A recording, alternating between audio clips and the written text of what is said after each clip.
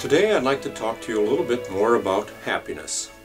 The secret to finding happiness during this season, which is called Lent, the lengthening of the days. One of the secrets to growing in happiness, believe it or not, is actually to be willing to suffer. Not only be willing to suffer, but to acknowledge all the suffering and pain that we experience day to day in living our lives here on earth. Are any of us exempt from suffering? I don't think so. If we say we have no suffering or pain in our lives, we're probably deceiving ourselves. Just look at the recent news in the last few days. The devastation of whole communities throughout the Midwest, throughout the South, scores of people being killed by what are called these tornadic acts of God. It happens every day. And then there's the wars. Children, parents, innocent people die. Good people die, bad people die. People get sick, people grow old and frail. Accidents happen. This world is a world of suffering and pain. Oh, we may try to alleviate it and do things that forget it. You know, we could try to party a little more, or sometimes even do altruistic acts such as service to others. Sometimes that makes us feel better when we're helping out other people in distress. But we still are experiencing pain, are we not? St. Francis of Assisi had that pattern that when he went out to service the poor and help people who were suffering worse than he, after a couple weeks of doing that, he would always return, and then he would spend 2 weeks alone, mostly in silence and prayer, allowing the Spirit, the God, to serve and to restore and to renew him with that eternal energy, that eternal perspective. In the stories of our Christian letters in the Gospels, we read of Jesus saying that it's necessary for the Son of Man to suffer and to be rejected by elders, chief priests and the scribes, to be put to death, but after 3 days to rise again. And then he goes on to say that unless you are willing to die and to take up your own cross, you cannot be my disciple. You're just simply fooling yourselves. Who is this Son of Man that he's talking about that must be rejected even by religious leaders and die? It's you. It's really a story of you and me. The Son of God, the Son of Man, the Son of women. It's the true you. And it's really a mythology. It's a story about what we go through in our lives here.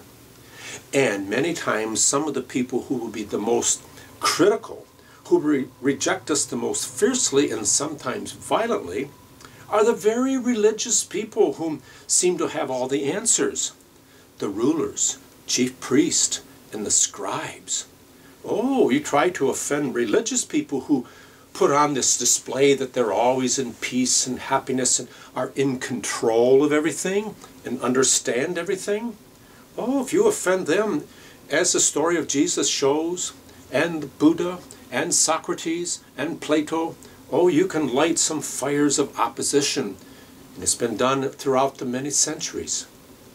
But when we accept that and realize that form is not our home, but it's liberation in the understanding that we are the sons and the daughters of God. Why? It's like being born again. It's like being awakening. It's like the Apostle Paul said, if we come to this, all the past is gone. Everything is new. It's truly like being born anew. It's a whole new creation of those who are, he says, in Christ, in the Christos, in awareness of that God self within us. So that's what suffering leads to. It's not that we deny it. We just realize that this world is not our home. And that through the guilt and the pain that we suffer, we learn to let it go. In the Buddhist tradition, they talk about the noble truths, the 8 paths to enlightenment. And the first 4 are crucial. The first one is that Suffering is universal. It's like that text of Paul that all have sinned and fallen short of glory of God.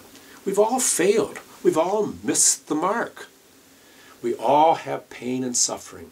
The second noble truth is it's all because of our attachments to that which is mortal. We get stuck in it. You know, the bee comes to sip the honey, the fruits of the world, and gets stuck in the honey. And so we find peace, the third noble truth, is just by understanding that and working at letting it go, practicing detachment. And so if we're happy and free, we let things come and go. We don't get hooked on them. But if we're in pain, constant suffering, constant negativity, constant depression, or dispirited, we're clutching, we're hanging on. And then the fourth noble truth, and the rest of them are just the ways that we can practice life in what is called the middle way. It's the walk, it's the way. It's described in Christianity, of forgiveness of one another, of loving your enemies. If somebody criticizes you and wants your coat and wants this, well, then you give it to them. What difference does it make? Don't hang on and be free. And so in that way, suffering and its awareness leads one to enlightenment. There's a story that I often think of as a man is taking his wife to town in a little cart pulled by their mule. And they go a little ways and the mule just stops. And so the man gets out and takes a stick and he whacks the mule 1, 2, 3 times over the head.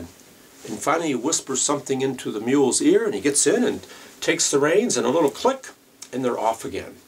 Well, the woman or his wife sitting next to him said, "Why did you have to hit that mule 3 times?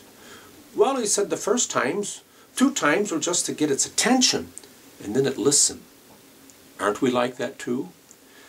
Not 2 times, but years and years of suffering and pain and being slapped by this world, one side and the other side, and upside and downside. Hopefully we wake up and we understand it doesn't have to be this way. That's the kind of mortality in these physical bodies in the world in which we live. Let it go. Learn to laugh. In the Acts of John, one of those Nag Hammadi discovery books of the early church, there's a song in number 96 of that old book called The Dance of the Cross. And it's purported to be the story of Jesus gathering his disciples around the cross before he was to be crucified on it. And they're dancing. And he teaches them this song. And it's like it's going to be a liberation that even he can die. He can die at the hands of people who hate him and still dance in the heart and be free.